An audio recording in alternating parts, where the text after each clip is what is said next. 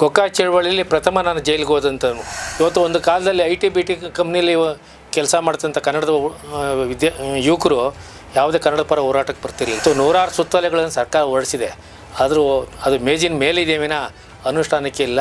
ಕನ್ನಡ ಇವತ್ತು ಸರ್ಕಾರಗಳು ಏನಾಗಿದೆ ಅಂದರೆ ತಮಗೆ ಬೇಕಾದದ್ದು ಯಾವುದೋ ಮುಲಾಜಿಗೆ ಒಳಪಟ್ಟು ಅಂಥವ್ರ ಅಧ್ಯಕ್ಷರನ್ನ ನೇಮಕ ಮಾಡೋದ್ರ ಮೂಲಕ ಎಲ್ಲೋ ಒಂದು ಕಡೆ ತಮ್ಮ ಹಿತಾಸಕ್ತಿಗೆ ಅನುಗುಣವಾಗಿ ನಡ್ಕೊಳ್ಳುವಂಥ ಅಧ್ಯಕ್ಷ ನೇಮಕ ಮಾಡೋದ್ರ ಹಿನ್ನೆಲೆಯಲ್ಲಿ ಇವತ್ತೆಲ್ಲೋ ಸಾಂಸ್ಕೃತಿಕ ವಾತಾವರಣ ಕಲುಷಿತವಾಗ್ತಾಯಿತ್ತು. ನಮ್ಮಲ್ಲಿ ಇಂಗ್ಲೀಷ್ಗೆ ಮಾರೋಗಿರೋ ಜನನೇ ಜಾಸ್ತಿ. ಕನ್ನಡದ ಬಗ್ಗೆ ಅವೇರ್ನೆಸ್ ಮಾಡಿದ್ರೆ ಟೀಕೆ ಮಾಡೋರು ಜಾಸ್ತಿ ಆಗ್ಬಿಟ್ಟಾರೆ.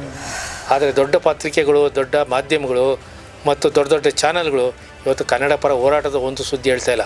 ಅಂಥ ಒಬ್ಬ ಸಾಹಿತಿ ಅವರು ತೀರೋದಾಗ ಒಂದು ಮಾಧ್ಯಮದಲ್ಲಿ ಒಂದು ಅಕ್ಷರ ಬರೀಲಿಲ್ಲ. ಇವತ್ತು ಚಿತ್ರರಂಗದಲ್ಲಿ ಕನ್ನಡದ ಬಗ್ಗೆ, ಕನ್ನಡ ಸಂಸ್ಕೃತಿ ಬಗ್ಗೆ, ಕನ್ನಡತನದ ಬಗ್ಗೆ, ಕರ್ನಾಟಕದ ನೆಲ ಜಲದ ಬಗ್ಗೆ ಒಂದು ಕಿಂಚಿತ್ತು ಒಂದು ಹಾಡಾಗಿರ್ಬೋದು, ಸಂಭಾಷಣೆ ಆಗಿರ್ಬೋದು ಇವತ್ತಿಲ್ಲ. ಅದಂಥ ಸೇವೆ ಮಾಡಿದ್ರೆ, ಆದರೆ ಎಲ್ಲರೂ ಚಂದ ವಸೂಲು ಮಾಡುವಂಥ ಜನ ಇವತ್ತಿಲ್ಲ. ನಮಸ್ಕಾರ ಸ್ನೇಹಿತರೆ, ವಿಜಯ ವಿಶ್ವವಾಣಿಗೆ ಸ್ವಾಗತ. ನಾನು ನಾಗೇಶ್. ಇವತ್ತಿನ ನಮ್ಮ ಮಾತು ಮಂಥನ ವಿಶೇಷ ಕಾರ್ಯಕ್ರಮಕ್ಕೆ ವಿಶೇಷ ಅತಿಥಿಯೊಬ್ಬರು ನಮ್ಮ ಜೊತೆಲಿದ್ದಾರೆ. ಇವರು ಹಿರಿಯ ಕನ್ನಡ ಪರ ಹೋರಾಟಗಾರರು, ವಿದ್ಯಾರ್ಥಿ ದೆಸೆಯಲ್ಲೇ ದಿಗ್ಗಜ ಸಾಹಿತಿಗಳು ಹಾಗೂ ಹೋರಾಟಗಾರರ ಜೊತೆ ಅನನ್ಯವಾದಂತಹ ಒಡನಾಟವನ್ನು ಹೊಂದಿದಂಥವರು. ಕನ್ನಡ ಪರವಾದಂತಹ ಹೋರಾಟಗಳನ್ನು ಮಾಡ್ತಾ ಜೈಲುವಾಸವನ್ನು ಕೂಡ ಅನುಭವಿಸಿದಂಥವರು. ಇವರು ಬರೀ ಹೋರಾಟಗಾರರಷ್ಟೇ ಅಲ್ಲ, ಲೇಖಕರು ಹೌದು. ಅನೇಕ ಸಂಘ ಸಂಸ್ಥೆಗಳಿಗೆ ಮಾರ್ಗದರ್ಶಿಗಳಾಗಿಯೂ ಕೂಡ ಕಾರ್ಯವನ್ನು ಇವತ್ತಿಗೂ ನೆರವೇರಿಸ್ತಾ ಇದ್ದಾರೆ. ಇವರ ಸೇವೆಯನ್ನು ಮೆಚ್ಚಿ ನೂರಾರು ಪ್ರಶಸ್ತಿಗಳು ಇವರನ್ನು ಅರಸಿ ಬಂದಿದೆ. ಇವರ ಹೆಸರು ಶ್ರೀಯುತ ಪಾಲನೇತ್ರ ಅವರು. ಬನ್ನಿ ಇವರನ್ನು ಕಾರ್ಯಕ್ರಮಕ್ಕೆ ಸ್ವಾಗತಿಸೋಣ. ಸರ್ ನಮಸ್ತೆ. ನಮಸ್ಕಾರ. ಕಾರ್ಯಕ್ರಮಕ್ಕೆ ತಮಗೆ ಸ್ವಾಗತ. ನಮಸ್ಕಾರ ಸರ್, ಈಗ ನಿಮ್ಮ ಒಂದು ಪರಿಚಯವನ್ನು ಮಾಡಿಕೊಟ್ಟ ಹಾಗೆ ನಿಮ್ಮ ಆ ದಿನಗಳ ಒಂದು ಹೋರಾಟವನ್ನು ಮೆಲುಕು ಹಾಕೋದಾದರೆ. ಕನ್ನಡ ಪರ ಹೋರಾಟ ನಿರಂತರವಾಗಿ ಕನ್ನಡಿಗ, ಕರ್ನಾಟಕದ ಹಿತರಕ್ಷಣೆಗಾಗಿ ನಡೆದಂಥ ಹೋರಾಟಗಳನ್ನು ಇಡೀ ಕರ್ನಾಟಕ ಜನತೆ ಗಮನಿಸಿದೆ. ಭಾರತದ ಸ್ವಾತಂತ್ರ್ಯ ಚಳವಳಿಯ ನಂತರ ಕರ್ನಾಟಕದ ಚಳವಳಿ ಆಯಿತು. ಚಳವಳಿಯ ನಂತರ ಈ ನಾಡಿನಲ್ಲಿ ಕನ್ನಡಿಗರಿಗೆ ಉದ್ಯೋಗ ಕೊಡಬೇಕು, ಕನ್ನಡ ಸಂಸ್ಕೃತಿ ಉಳಿಬೇಕು, ಕರ್ನಾಟಕದಲ್ಲಿ ಕನ್ನಡ ಸಾರ್ವಭೌಮ ಆಗಬೇಕು ಅಂತ ಹೇಳಿ ಹೋರಾಟ ಪ್ರಾರಂಭ ಆದಂಥ ದಿನಗಳು ನಾವೆಲ್ಲ ಕಂಡಿದ್ದೇವೆ. ಆನ ಕೃಷ್ಣರಾಯರು, ರಾಮಮೂರ್ತಿಯವರು, ಕೋಣಂದೂರು ಲಿಂಗಪ್ಪನವರು, ವಟಾಳ್ ನಾಗರಾಜ್ ಅವರು, ಜಿ ನಾರಾಯಣ ಕುಮಾರು, ಹೀಗೆ ಅನೇಕ ಹೋರಾಟಗಾರರು ತಮ್ಮದೇ ಆದ ಶೈಲಿಯಲ್ಲಿ ಹೋರಾಟಗಳನ್ನ ಮಾಡಿದ್ದಾರೆ, ಕನ್ನಡಿಗರನ್ನು ಪಡೆದೆಚ್ಚಿಸಿದ್ದಾರೆ. ಕರ್ನಾಟಕ ಮತ್ತು ಕೇಂದ್ರ ಸರ್ಕಾರದ ಗಮನ ಸೆಳೆಯಲು ಅವರು ಯಶಸ್ವಿಯಾಗಿದ್ದಾರೆ.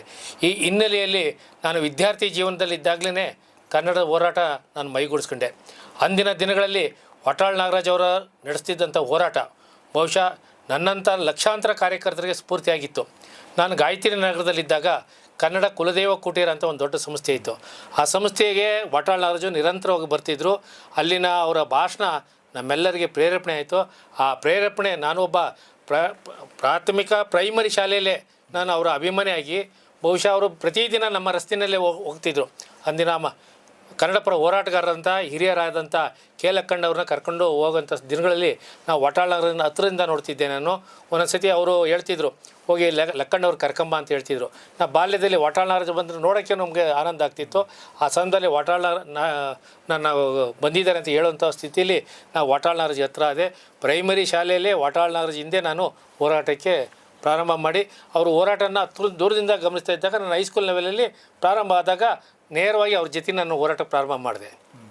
ನೀವು ಕನ್ನಡ ಹೋರಾಟ ಮಾಡ್ತಾ ಈ ಜೈಲುವಾಸ ಕೂಡ ಅನುಭವಿಸಿದ್ರಿ, ಅದರ ಅನುಭವ ಹೇಳಿ. ನಾವು ಕೊಕ್ಕಾ ಚಳವಳಿಯಲ್ಲಿ ಪ್ರಥಮ ನಾನು ಜೈಲಿಗೆ ಹೋದಂಥವನು. ಚಿದಾನಂದಮೂರ್ತಿ ಅವರ ನೇತೃತ್ವದಲ್ಲಿ ಪಿ ಲಂಕೇಶು, ಜಿ ವಿ ಉಪ್ಲಿಗರು, ಜಿ ಕೆ ಸತ್ಯ, ಈಗ ಅನೇಕರು ಹೋರಾಟವನ್ನು ಪ್ರಾರಂಭ ಮಾಡಿದ್ರು. ಜೈಲು ಬರೋ ಚಳವಳಿ ನಡೀತು. ಆ ಜೈಲು ಬರೋ ಚಳವಳಿಯಲ್ಲಿ ಜಾಮೀನು ಮೇಲೆಲ್ಲ ಹೊರಗಡೆ ಹೋಗಬೇಕು ಅಂತ ಅವಕಾಶ ಕೊಟ್ಟಾಗ ನಾವು ಯಾರೋ ಜಾಮೀನನ್ನು ನಿರಾಕರಿಸಿದಾಗ ನಮ್ಮನ್ನೆಲ್ಲ ಜೈಲಿಗೆ ಕಳಿಸಿದ್ರು. ಸುಮಾರು ಒಂದು 8-9 ದಿನ ಬೆಂಗಳೂರು ಸೆಂಟ್ರಲ್ ಜೈಲಲ್ಲಿ ನಾವೆಲ್ಲ ಸುಮಾರು 100 ಜನ ಕನ್ನಡ ಕಾರ್ಯಕರ್ತರು ಅವ್ರು ಜೈಲಲ್ಲಿದ್ದು. ಅದೇ ರೀತಿ SM ಕೃಷ್ಣ ಅವರು ರಾಜ್ಯದ ಮುಖ್ಯಮಂತ್ರಿಗಳಾದಂಥ ಸಂದರ್ಭದಲ್ಲಿ ಬೆಂಗಳೂರಿನಲ್ಲಿ ಅವತ್ತು ಕರ್ನಾಟಕ ರಾಜ್ಯೋತ್ಸವ ಸಂದರ್ಭದಲ್ಲಿ ಧರಣಿ ಮಾಡ್ದೋ, ಹೋರಾಟ ಮಾಡ್ದೋ. ಆ ಸಂದರ್ಭದಲ್ಲಿ ಬೆಂಗಳೂರಿನಲ್ಲಿ ವಿವಿಧ ಭಾಗಗಳಲ್ಲಿ ದೊಡ್ಡ ಹೋರಾಟ ನಡೀತು. ಕಂಠೀರವ ಸ್ಟೇಡಿಯಂನಲ್ಲಿ ನಾರಾಯಣಗೌಡರ ನೇತೃತ್ವದಲ್ಲಿ ಒಂದು ದೊಡ್ಡ ಹೋರಾಟ ನಡೀತು. ಚಂಪಾವರ ನೇತೃತ್ವದಲ್ಲಿ ಪುರಭವನದಲ್ಲಿ ಒಂದು ಹೋರಾಟ ನಡೀತು. KR ವೃತ್ತದಲ್ಲಿ ಒಂದು ಗುಂಪು ಹೋರಾಟ ನಡೀತು. ಆ ಸಂದರ್ಭದಲ್ಲಿ ನಮ್ಮನ್ನೆಲ್ಲ ಬಂಧಿಸಿದಂಥ ಸರ್ಕಾರ ಅವತ್ತು ನಮ್ಮನ್ನೆಲ್ಲ ಬಳ್ಳಾರಿ ಜೈಲಿಗೆ ಕಳಿಸ್ತು. ಆ ಬಳ್ಳಾರಿಯಲ್ಲಿ ಸುಮಾರು 2-3-4 ದಿನ ನಾವು ಆ ಜೈಲಿನಲ್ಲಿ ಇದ್ದಂಥ ಅನುಭವ ಇದೆ. ಅದೇ ರೀತಿ MES ವಿರುದ್ಧ ನಾವು ಹೋರಾಟ ಮಾಡೋಕ್ಕೆ ಹೋದಾಗ 1986ರಲ್ಲಿ ನಾರಾಯಣ್ ಕುಮಾರ್ ಅದನ್ನು ಜಾಮೀನು ನಿರಾಕರಿಸಿದಾಗ ಪೊಲೀಸರು ಅವತ್ತು ಬಂಧಿಸಿ ನಮ್ಮನ್ನು ಬೆಳಗಾವಿ ಇಂಡ್ಗಲ ಜೈಲಿನಲ್ಲಿ ಇಟ್ಟಂಥ ದಿನ, ಅಲ್ಲೂ ಇದ್ದಂಥ ದಿನಗಳು ಅಂತ. ಮತ್ತು 100 ಸತಿ ಪೊಲೀಸನ್ನು ಬಂಧನ ಆಯ್ತಿತ್ತು, ನ್ಯಾಯಾಲಯಕ್ಕೆ ಹೋಗ್ತಿದ್ದೋ, ನ್ಯಾಯಾಲಯದಿಂದ ಹೊರಗಡೆ ಬರ್ತಿದ್ದೋ, ನಿರಂತರ ಅರೆಸ್ಟು ಮತ್ತು ರಿಲೀಸು, ಇದು ನಮಗೆ ಪ್ರಕ್ರಿಯೆ ನಿರಂತರವಾಗಿತ್ತು. ಅದೆಲ್ಲರ ಹಿಂದೆ ನಮ್ಮ ಕನ್ನಡದ ಹಿರಿಯ ಹೋರಾಟಗಾರರ ಮಾರ್ಗದರ್ಶನ ಇತ್ತು. ಮತ್ತು ಕನ್ನಡ ಹೋರಾಟಕ್ಕೆ ಅನೇಕ ಸಂಘಟನೆಗಳು ಬೆಂಬಲವಾಗಿ ನಿಂತಿತ್ತು. ತನು ಮನ ಧನ ಜೊತೆಗೆ ಪ್ರಾಮಾಣಿಕವಾಗಿ ಕನ್ನಡದ ಹೋರಾಟದಲ್ಲಿ ಪಾಲ್ಗೊಂಡಂಥ ದಿನಗಳು ಇವತ್ತು ನಮಗೆ ಚಿರಸ್ಮರಣೆಯಾಗಿದೆ. ಸರ್, ಅವತ್ತಿನ ದಿನಗಳಲ್ಲಿ ನೀವು ಅನೇಕ ದಿಗ್ಗಜ ಸಾಹಿತಿಗಳ ಜೊತೆ ಮತ್ತು ಹೋರಾಟಗಾರರ ಜೊತೆ ಒಂದು ಒಡನಾಟವನ್ನು, ಅದರಲ್ಲೂ ಅತ್ಯಾಪ್ತ ಒಡನಾಟವನ್ನು ಹೊಂದಿದ್ರಿ. ಸೊ ಅವ್ರ ಜೊತೆಗಿನ ಒಂದು ಒಡನಾಟವನ್ನು ನನಗೆ ಡಾಕ್ಟರ್ ಸಿದ್ದಯ್ಯ ಪುರಾಣಿಕರು ಬಹುಶಃ ಇವತ್ತು ನಾವೆಲ್ಲ ನೆನೆಸ್ಕೊತೀವಿ. ಕರ್ನಾಟಕ ವಿಕಾಸ ವೇದಿಕೆ ಅಂತ ಮಾಡಿದಂಥವ್ರು. ಅವರು ಯಾವುದೇ ಕನ್ನಡ ಪರ ಹೋರಾಟ ಮಾಡಿದಾಗ ನಿರಂತರವಾಗಿ ಅವರು ಮತ್ತು ಜವರೇಗೌಡರು KPSC ಪರೀಕ್ಷೆಯಲ್ಲಿ ಕನ್ನಡಿಗರಿಗೆ ಉತ್ತರ ಬರೆಯೋಕ್ಕೆ ಅವಕಾಶ ಇರಲಿಲ್ಲ, ನೇಮಕಾತಿಯಲ್ಲಿ ಕನ್ನಡ ಇರಲಿಲ್ಲ ಅಂತ ಹೇಳಿ ಅವರು ಪ್ರಥಮವಾಗಿ ಹೋರಾಟ ಪ್ರಾರಂಭ ಮಾಡಿದಂಥವ್ರು ಡಾಕ್ಟರ್ ಸಿದ್ದಯ್ಯ ಪುರಾಣಿಕರು ಮತ್ತು ಜವರೇಗೌಡರು. ಅವರ ನೇತೃತ್ವದಲ್ಲಿ ಹೋರಾಟ ಮಾಡಿದಂಥ ಸಂದರ್ಭದಲ್ಲಿ ಅವ್ರ ಜೊತೆ ನಾನು ಪಾಲ್ಗೊಂಡಿದ್ದೆ. ಅದರ ನಂತರ ನಮ್ಮ ಹಿರಿಯ ಸಾಹಿತಿಗಳು, ಗಡಿನಾಡ ಬಗ್ಗೆ ಅತ್ಯಂತ ಕ್ರಿಯಾಶೀಲರಾಗಿದ್ದಂಥ ಡಾಕ್ಟರ್ ಮಹಾದೇವ್ ಬಣಕಾರ್ ಅವರೆಲ್ಲರೂ ನನಗೆ ಸ್ಫೂರ್ತಿಯನ್ನು ಕೊಟ್ಟರು. ಅದೇ ರೀತಿ ನಮ್ಮ ಡಾಕ್ಟರ್ M ಚಿದಾನಂದಮೂರ್ತಿಯವರು, PV ನಾರಾಯಣ್ ಅವರು, ಬರ್ಗು ರಾಮಚಂದ್ರಪ್ಪನವರು, ಡಾಕ್ಟರ್ ಪಾಟೀಲ್ ಪುಟ್ಟಪ್ಪನವರು, ಪ್ರೊಫೆಸರ್ ಚಂದ್ರಶೇಖರ್ ಪಾಟೀಲರು, ಹೀಗೆ ನೂರಾರು ಕನ್ನಡ ಸಾಹಿತಿಗಳು ಅವ್ರ ಜೊತೆ ಕೆಲಸ ಮಾಡಿದಂಥ ಅವಕಾಶ ನನಗೆ ಸಿಕ್ತು. ಜೊತೆಗೆ ನಮ್ಮೆಲ್ಲರ ಹಿರಿಯ ಸಾಹಿತಿಗಳು, ಜ್ಞಾನಪೀಠ ಪ್ರಶಸ್ತಿ ಪುರಸ್ಕೃತ ಅಂತ ನಮ್ಮ ಚಂದ್ರಶೇಖರ್ ಕಂಬಾರರು ಅನೇಕ ಸತಿ ನನಗೆ ಮಾರ್ಗದರ್ಶಕರಾಗಿ ಈ ನಾಡು ಸೇವೆ ಸಲ್ಲಿಸುವಂಥ ಅವಕಾಶದಲ್ಲಿ ನನಗೆ ಸಾಮಾಜಿಕ ಮತ್ತು ಸಾಂಸ್ಕೃತಿಕ ಪ್ರಜ್ಞೆ ಮೂಡಿದಂಥವರು ಚಂದ್ರಶೇಖರ್ ಕಂಬಾರರವರು ಮತ್ತು ಚಂದ್ರಶೇಖರ್ ಪಾಟೀಲರು.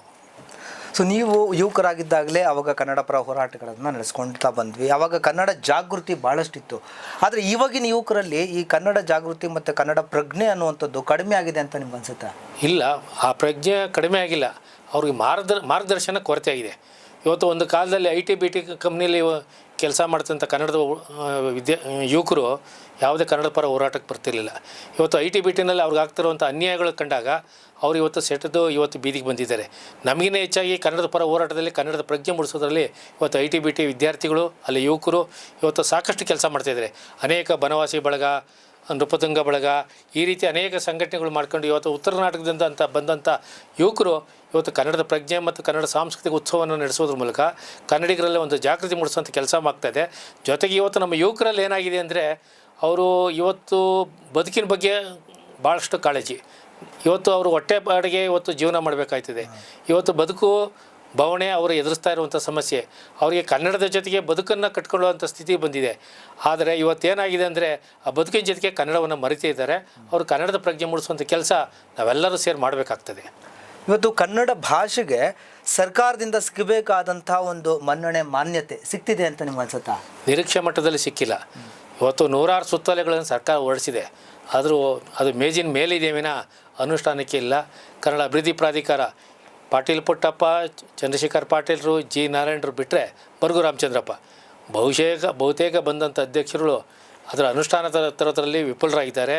ಕೇವಲ ಒಂದು ಸರ್ಕಾರದ ಓಲೈಸೋ ಸಂಸ್ಥೆಗೆ ಪ್ರಾಧಿಕಾರ ಕೆಲಸ ಮಾಡ್ತಾಯಿದೆ. ಅದೇ ರೀತಿ ಅಕಾಡೆಮಿಗಳು ನಿರೀಕ್ಷೆ ಮಟ್ಟದಲ್ಲಿ ಕೆಲಸ ಮಾಡ್ತಾಯಿಲ್ಲ. ಇವತ್ತು ಕನ್ನಡದ ಪ್ರಜ್ಞೆ ಮೂಡಿಸ್ಬೇಕಾಗಿದ್ದು ನಮ್ಮ ಕನ್ನಡ ಅಭಿವೃದ್ಧಿ ಪ್ರಾಧಿಕಾರ, ಜೊತೆಗೆ ನಮ್ಮ ಸಾಹಿತ್ಯ ಅಕಾಡೆಮಿ ಆಗಿರ್ಬೋದು, ನಾಟಕ ಅಕಾಡೆಮಿ ಆಗಿರ್ಬೋದು, ಜಾನಪದ ಈ ಅಕಾಡೆಮಿಗಳಿಗೆ ಸರಿಯಾದ ರೀತಿಯಲ್ಲಿ ಕೆಲಸ ಮಾಡ್ತಾಯಿಲ್ಲ. ಇವೆಲ್ಲ ಕೆಲಸ ಮಾಡಿದರೆ ಕನ್ನಡಿಗರಲ್ಲಿ ಒಂದು ದೊಡ್ಡ ಸಾಂಸ್ಕೃತಿಕ ಪ್ರಜ್ಞೆ ಬಿಡಿಸ್ಬೋದಾಗಿತ್ತು.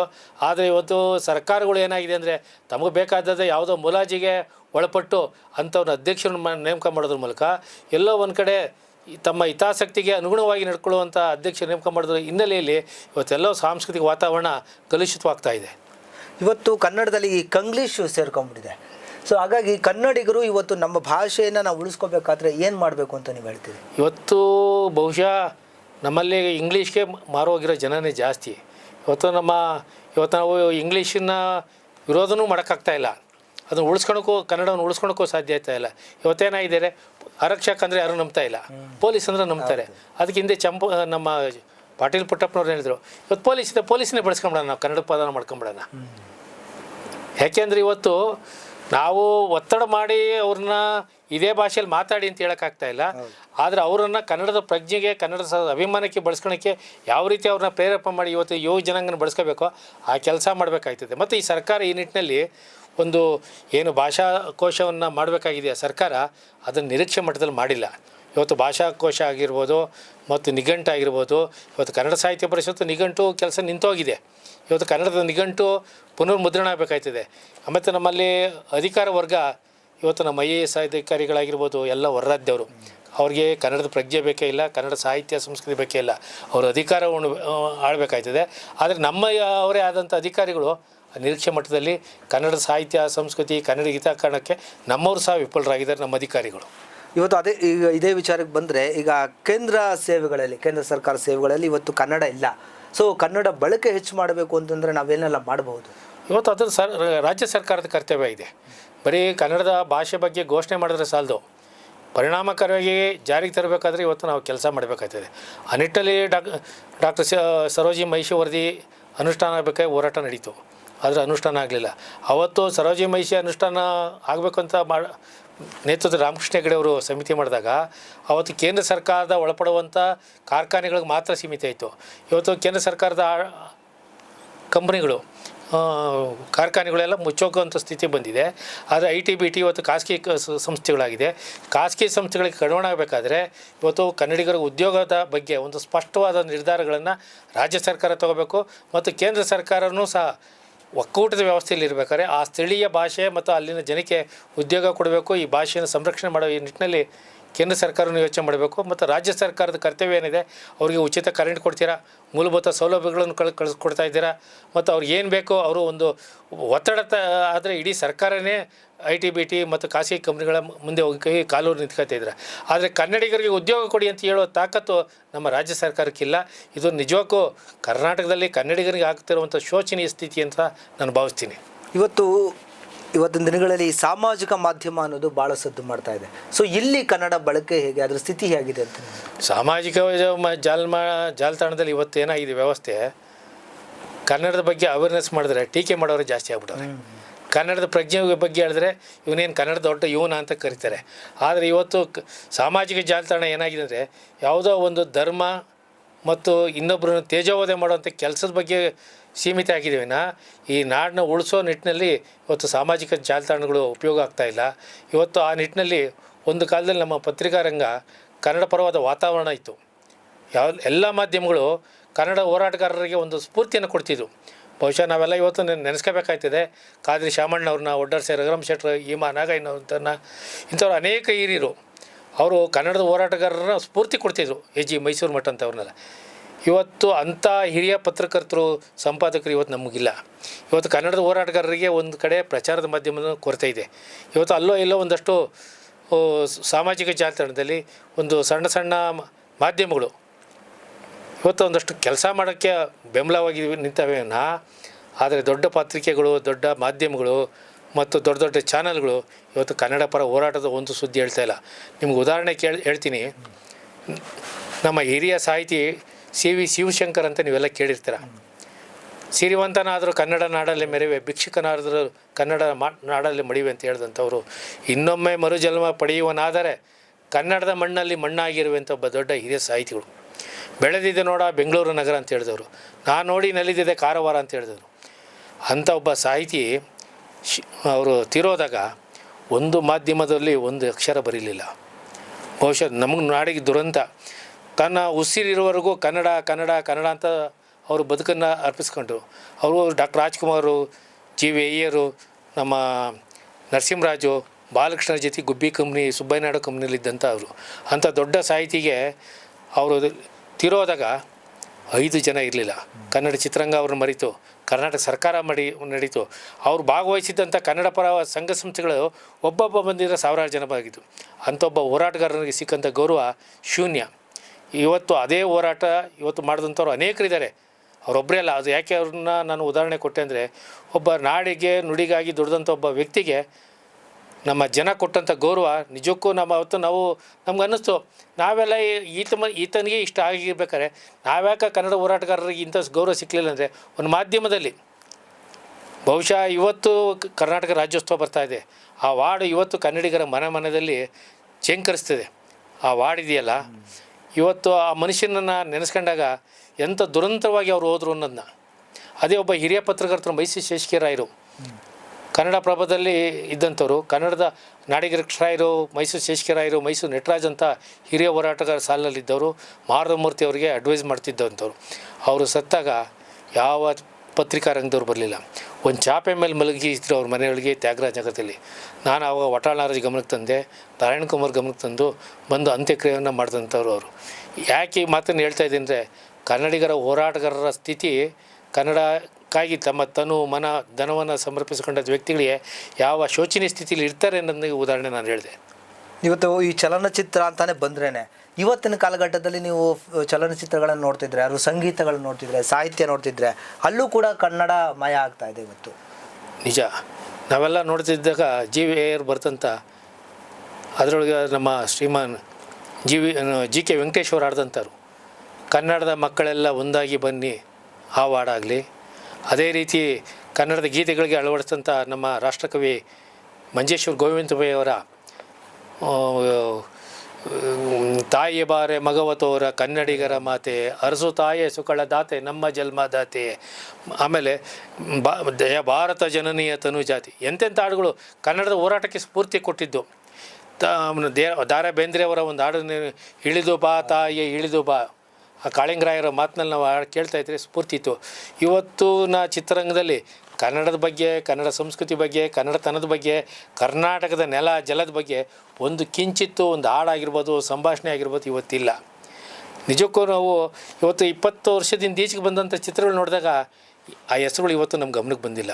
ಅದೇ ಇವತ್ತು ನಾವು ಇಂದಿನ ಹಳೆಯ ಚಿತ್ರಗಳು ನೋಡಿದಾಗ ಡಾಕ್ಟರ್ ರಾಜ್ಕುಮಾರ್ ಆಗಿರ್ಬೋದು, ಉದಯ್ ಕುಮಾರ್ ಆಗಿರ್ಬೋದು, ಕಲ್ಯಾಣ್ ಕುಮಾರ್ ಆಗಿರ್ಬೋದು, ವಿಷ್ಣುವರ್ಧನ್ ಆಗಿರ್ಬೋದು, ಅಂಬರೀಷ್ ಆಗಿರ್ಬೋದು, ಇವರೆಲ್ಲ ಚಿತ್ರಗಳು ನೋಡಿದಾಗ ಇವತ್ತು ನಮಗೆ ಸ್ಫೂರ್ತಿ ಆಗ್ತದೆ. ಅವರ ಭಾವನೆಗಳು ಮತ್ತು ಅವರ ನಾಡಿನ ಬಗ್ಗೆ ಇಟ್ಟಂಥ ಕಾಳಜಿ.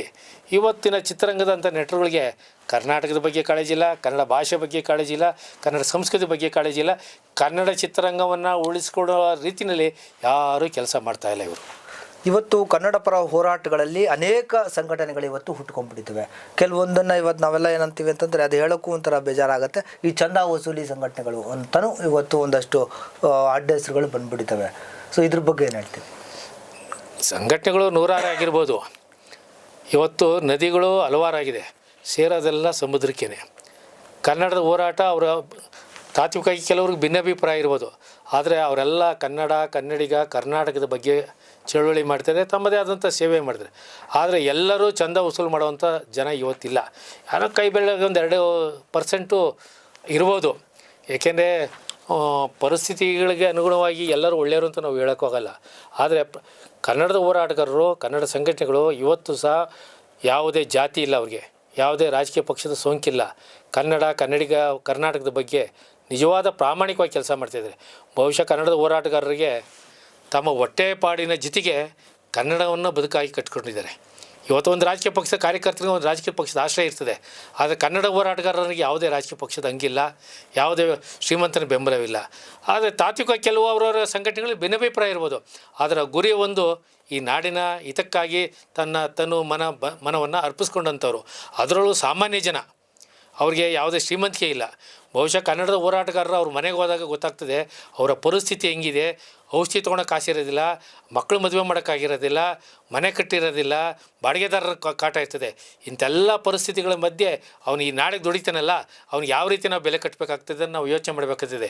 ಇವತ್ತು ಅನೇಕ ಕನ್ನಡ ಹೋರಾಟಗಾರರು ತಮಗೂ ಗೊತ್ತಿರ್ಬೋದು, ಸೂಸೈಡ್ ಮಾಡ್ಕೊಂಡಿದ್ದಾರೆ, ರೈಲಿಗೆ ತಲೆ ಕೊಟ್ಟಿದ್ದಾರೆ, ಮನೆ ಬಿಟ್ಟು ಓಡೋಗಿದ್ದಾರೆ, ಮತ್ತು ಬೇರೆ ಬೇರೆ ಅನಾಹುತಗಳಲ್ಲಿ ಈಡಾಗಿ ತಮ್ಮ ಬದುಕನ್ನು ಕಳ್ಕೊಂಡಿದ್ದಾರೆ. ಅಂಥವ್ರ ಸ್ಥಿತಿ ನಮ್ಮ ಕಣ್ಣಾರೆ ಕಂಡಿದ್ದೀವಿ. ಶ್ರೀ ಗೋಪನಾಥ್ ಅಂತ ಒಬ್ಬ ಹೋರಾಟಗಾರ, ಆ ಹೋರಾಟಗಾರ ತನ್ನ ಔಷಧಿ ತೊಗೊಳಕ್ಕಾಗ್ತಿಲ್ಲ. ಇಡೀ ಬೆಂಗಳೂರು ಅವ್ನು ನೋಡಿದ್ರೆ ನಡುಗ್ತಿತ್ತು ಒಂದು ಕಾಲದಲ್ಲಿ. ಆ ಸ್ಥಿತಿ ಏನಾಯಿತು ಅಂದರೆ ಔಷಧಿ ತೊಗೊಳಕ್ಕಾಗ್ತಿಲ್ಲ, ಕೊನೆಗೆ ಚನ್ನಪಟ್ಟಣದಲ್ಲಿ ರೈಲಿಗೆ ತಲೆ ಕೊಟ್ಟು ಸತ್ತ ಅವನು. ಒಬ್ಬ ಜಯರಾಮ್ ಅಂತ, ಆಟೋ ಜಯರಾಮ್ ಅಂತ, ಅವನು ಆಟೋ ಪತ್ರಿಕೆ ಆಟೋ ಅಂತ ಒಂದು ಪತ್ರಿಕೆ ನಡೆಸ್ತಿದ್ದ, ಆಟೋ ಓಡಿಸ್ಕೊಂಡು ಪತ್ರಿಕೆ ನಡೆಸ್ತಿದ್ದ. ಕನ್ನಡದ ಓಟ ಇದೇ ಜ್ಞಾನ ಭಾರತೀಯ ಆವರಣದಲ್ಲಿ ನೇಣ ಕಾಣಿಸುತ್ತ. ಈ ರೀತಿ ತಮ್ಮ ಬದುಕಿಗಾಗಿ ಅವರು ಬೇರೆ ಉದ್ಯೋಗ ಮಾಡ್ಕೊಂಡಿದ್ದೆ ಕನ್ನಡವನ್ನೇ ನಂಬ್ಕೊಂಡು ಬಂದಂಥವ್ರು ಅನೇಕ ಸಂಕಷ್ಟಗೀಡಾಗಿದ್ದಾರೆ. ಆದರೆ ಎಲ್ಲರೂ ಹೇಳ್ತಾರೆ ಕನ್ನಡ ಹೋರಾಟಗಾರರು ರೋಲ್ ಕಾಲು ಅಂಥವ್ರು ಮನೆ ಮಠ ಬಿಟ್ಟವರು.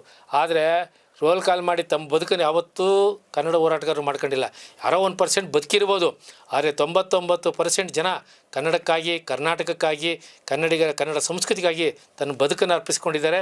ಇವತ್ತು ಸಾಕಷ್ಟು ನಮ್ಮ ಮುಂದೆ ಅವರು ಇವತ್ತು ಹೋರಾಟವನ್ನು ಮಾಡಿಕೊಂಡು ತಮ್ಮ ಬದುಕನ್ನು ಕಳೀತಾರೆ. ಅದರೊಳಗೂ ಕನ್ನಡದ ಹೋರಾಟದಲ್ಲಿ ಬಂದಂಥವ್ರು ಸಾಮಾನ್ಯ ಜನ, ನಮ್ಮ ಹಳ್ಳಿಗಾಡಿಯಿಂದ ಬಂದಂಥ ಜನ, ರಿಕ್ಷಾ ಡ್ರೈವರ್ಗಳು, ಆಟೋ ಕಾರ್ಮಿಕರು, ಆಮೇಲೆ BMTC ಕಾರ್ಮಿಕರು ಮತ್ತು ಸಣ್ಣ ಪುಟ್ಟ ಕೈಗಾರಿಕೆಗಳಲ್ಲಿ ಕೆಲಸ ಮಾಡ್ತಂಥವ್ರು, ಗಾರ್ಮೆಂಟ್ಸ್ಗಳು, ಇಂಥ ಜನ ಹೋರಾಟ ಮಾಡಿದ್ದಾರೆ ವಿನಃ ಯಾವ ಶ್ರೀಮಂತಿಕೆಯವರು ಬಂದು ಹೋರಾಟ ಮಾಡಿಲ್ಲ.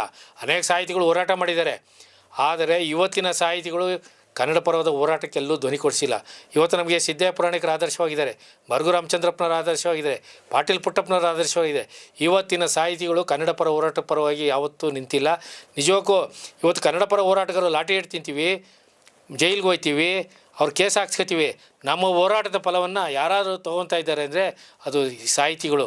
ಸೌಲಭ್ಯಗಳೆಲ್ಲ ತೊಗೊಳ್ತಾ ಇದ್ದಾರೆ. ಅವರು ಕನ್ನಡದ ಹೋರಾಟಗಾರರು ಲಾಠಿ ಪ್ರಶಸ್ತಿಗಳು ತೊಗೋತಾ ಇದ್ದೀವಿ ನಾವು. ಇವತ್ತು ಕನ್ನಡ ಪರ ನಾವು ಹೋರಾಟ ಮಾಡಬೇಕಾದ್ರೆ ಅದು ಶಾಂತ ರೀತಿಯಲ್ಲೂ ಮಾಡ್ಬೋದಲ್ವಾ? ಇವತ್ತು ಬೇರೆ ರೀತಿಯಲ್ಲಿ ಮಾಡುವಂಥ ಅಗತ್ಯ ಇದೆಯಾ ಇವತ್ತು? ಇಲ್ಲ, ಕನ್ನಡದ ಹೋರಾಟ ಯಾವತ್ತೂ ದೊಂಬಿಯಾಗಿ ನಡೆದಿಲ್ಲ, ಶಾಂತಿಯಾಗಿದೆ.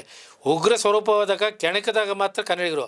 ಅದು ನಮ್ಮಲ್ಲಿ ಒಂದು ಶಾಸನ ಇದೆ, ಸಾಧುವಿಗೆ ಸಾಧು ಮಾಧುರೂಪ ಕಲಿಯಂಗ ವಿಪರೀತ ಕಲಿಯಂಗಣ ಅಂತ ಏನು ಅಲ್ಮಡಿ ಶಾಸನ ಇದೆಯಲ್ಲ, ಹಾಗೆ ನಾವು ಶಾಂತಿ ಪ್ರಿಯರು, ಎಲ್ಲರನ್ನೂ ಪ್ರೀತಿಸ್ತೀವಿ. ಆದರೆ ನಮ್ಮ ಹಿತಕ್ಕೆ ಧಕ್ಕೆ ಬಂದಾಗ, ಸ್ವಾಭಿಮಾನಕ್ಕೆ ಧಕ್ಕೆ ಬಂದಾಗ ನಾವು ಸಿಡಿದು ಹೇಳಬೇಕಾಗ್ತದೆ. ಅವತ್ತು ಹೋರಾಟ ಯಾವ ಸ್ವರೂಪದಲ್ಲಿ ಇರ್ತದೆ ಅನ್ನೋದನ್ನ ನಾವು ಹೇಳೋಕ್ಕಾಗಲ್ಲ. ಸೊ ಇವತ್ತು ಶಿಕ್ಷಣ ವ್ಯವಸ್ಥೆಯಲ್ಲೂ ಕೂಡ ಕನ್ನಡ ತನ್ನ ಸ್ಥಾನವನ್ನು ಕಳ್ಕೋತಾ ಇದೆ. ಸೊ ಇದ್ರ ಬಗ್ಗೆ ನಿಮ್ಮ ಅಭಿಪ್ರಾಯ? ತನ್ನ ಸ್ಥಾನ ಕಳ್ಕೊಂಡಿಲ್ಲ, ನಾವು ಕಳ್ಕೊಂಡಂಗೆ ನಾವು ಮಾಡ್ತಾಯಿದ್ದೀವಿ. ಸರ್ಕಾರ ಹತ್ತು ಕರೆದಂಗೆ ಸರ್ಕಾರ ಒಂದು ಕಡೆ ನಾವು ಕನ್ನಡದ ಶಾಲೆಗಳನ್ನು ಸುಧಾರಣೆ ಮಾಡ್ತೀವಿ, ಆದರೆ ಕನ್ನಡ ಶಾಲೆಗಳು ಸುಧಾರಣೆ ಆಗ್ತಾಯಿಲ್ಲ. ಇವತ್ತು ರಾಜಕಾರಣಿಗಳು ಬಹುತೇಕ ಅವರೆಲ್ಲ ನಡೆಸ್ತಾ ಇರುವಂಥದ್ದು ಶಿಕ್ಷಣ ಸಂಸ್ಥೆ. ಆ ಶಿಕ್ಷಣ ಸಂಸ್ಥೆಗಳಿಗೆ ಆದ್ಯತೆ ವಿನಃ ಇವತ್ತರೊಳಗೆ ನಮ್ಮ ಶಿಕ್ಷಣ ಇಲಾಖೆ ಶಾಮೀಲಾಗಿದೆ. ಇವತ್ತು ಅಲ್ಲೋಗಿ ಕನ್ನಡ ಇದೆಯಾ ಇಲ್ಲವೋ ಅಂತ ಪರೀಕ್ಷೆಗಳನ್ನು ನಮ್ಮ ಶಿಕ್ಷಣ ಇಲಾಖೆ ಮಾಡ್ತಾಯಿಲ್ಲ. ಇವತ್ತು ಶಿಕ್ಷಣ ಇಲಾಖೆ ಖಾಸಗಿ ಸಂಸ್ಥೆಗಳ ಪಾಲುದಾರರಾಗಿದ್ದಾರೆ. ಇವತ್ತು BEOಗಳು ಹೋಗಿ ಅಲ್ಲಿ ಕನ್ನಡ ಇದೆಯಾ ಇಲ್ಲವೋ ಒಂದು ಸಬ್ಜೆಕ್ಟ್ ಕನ್ನಡ ಕಡ್ಡಾಯ ಇದೆ, ಆದರೆ ಯಾರೂ ನೋಡ್ತಾ ಇಲ್ಲ. ಆದರೆ ಕನ್ನಡ ಶಾಲೆಗಳು ಸುಧಾರಣೆ ಆಗಿದೆ, ಕನ್ನಡಿಗರು ಬರ್ತಾ ಇದ್ದಾರೆ. ಆದರೆ ಅವ್ರಿಗೆ ಕೊಡುವಂಥ ಸವಲತ್ತುಗಳನ್ನು ನಮ್ಮ ಸರ್ಕಾರ ನಿರೀಕ್ಷೆ ಮಟ್ಟದಲ್ಲಿ ಕೊಟ್ಟಿಲ್ಲ. ಇವತ್ತು ಕನ್ನಡ ಏನಾದ್ರು ಉಳಿದಿದ್ದರೆ ನಮ್ಮ ಗ್ರಾಮೀಣ ಪ್ರದೇಶದ ಮಕ್ಕಳಿಂದ ಕರ್ನಾಟಕದಲ್ಲಿ ಕನ್ನಡ ಶಿಕ್ಷಣ ಉಳಿದಿದೆ. ಇವತ್ತು ಕನ್ನಡಿಗರು ಈ ಉದ್ಯೋಗ ಮತ್ತು ವ್ಯವಹಾರಗಳಲ್ಲಿ ಈ ಕನ್ನಡ ಬಳಕೆಯನ್ನು ಕಡಿಮೆ ಮಾಡಿದ್ದಾರೆ. ಸೊ ಇದನ್ನು ಯಾವ ರೀತಿಯಲ್ಲಿ ನಾವು ಉತ್ತೇಜಿಸ್ಬೋದು? ಇಲ್ಲ, ಉದ್ಯೋಗದಲ್ಲಿ ಇವತ್ತು ಕನ್ನಡ ಬಳಸೋಕ್ಕೆ ಪ್ರಾರಂಭ ಆಗಿದೆ. ಮೊದಲು ಅಷ್ಟು ನಾವು ಕನ್ನಡಿಗರು ಬಳಸ್ತಾರೆ ಅಂತ ನಾವು ಹೇಳ್ತಾ ಇರಲಿಲ್ಲ. ಆದರೆ ಬರೆಯುವಂಥ ಜನ ಇವತ್ತು ನಿರ್ಮಾಣ ಕಂಡಿದ್ದಾರೆ. ಯಾಕೆಂದರೆ ಅವ್ರಿಗೆ ಕನ್ನಡದ ಪ್ರಜ್ಞೆ ಬೆಳೆದಿದೆ. ಇವತ್ತು ನಮ್ಮ IT-BTನಲ್ಲಿದ್ದಂಥವರು ಮೊದಲೆಲ್ಲ ಹೊರ ರಾಜ್ಯದವ್ರು ಬೆಳ್ತಿದ್ರು, ಅವರು ದಬ್ಬಾಳಿಕೆಯನ್ನು ಎದುರಿಸಿದ್ರು, ಉತ್ತರ ಭಾರತೀಯವರು ದಬ್ಬಾಳಿಕೆ ಎದುರಿಸಿದ್ರು. ಇವತ್ತು ಅವರೆಲ್ಲ ಸ್ವಾಭಿಮಾನಿಗಳಾಗಿದ್ದಾರೆ, ಇವತ್ತು ಕನ್ನಡವನ್ನು ಬಳಸ್ತಾ ಇದ್ದಾರೆ. ಇವತ್ತು ನಮಗೆ ಮೊದಲು ದಕ್ಷಿಣ ಭಾರತದಲ್ಲಿ ನಾವು ತಮಿಳರ ವಿರುದ್ಧ ಹೋರಾಟ ಮಾಡ್ತಿದ್ದೋ, ಆದರೆ ಇವತ್ತು ನಾವು ಹೋರಾಟ ಮಾಡಬೇಕಾಗಿರೋದು ಉತ್ತರ ಭಾರತದ ಹಿಂದಿಗಳ ವಿರುದ್ಧ. ಅವರು ಇವತ್ತು ದಬ್ಬಾಳಿಕೆ ಮಾಡ್ತಾಯಿದ್ದಾರೆ, ಇವತ್ತು ನಮ್ಮ ಮೇಲೆ ಹಲ್ಲೆ ಮಾಡಿಸ್ತಾ ಇದ್ದಾರೆ. ಒಂದು ವಸಾಹತ ಶಾಹಿಗಳನ್ನು ಕಟ್ಕೊಂಡು ಇವತ್ತು ಅಪಾರ್ಟ್ಮೆಂಟ್ಗಳಲ್ಲಿ ತಮ್ಮದೇ ಆದ ದಬ್ಬಾಳಿಕೆ ಮೂಲಕ ಕನ್ನಡಿಗರು ಹತ್ತಿಕ್ಕುವಂಥ ಕೆಲಸ ಮಾಡ್ತಾಯಿದ್ದಾರೆ.